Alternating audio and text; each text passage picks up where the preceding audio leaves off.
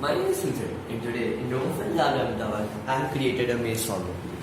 This maze solver consists of a brick, a medium motor, two large motors, and an ultrasonic switch. I have programmed the robot to solve the maze as it will move forward unless and until the ultrasonic senses something within 15 centimeters.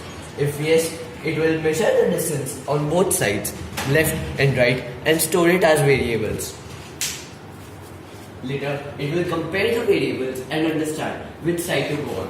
The greater the variable will be, the robot will pick the side accordingly. If not, the robot will keep on moving. Let me show you a demo.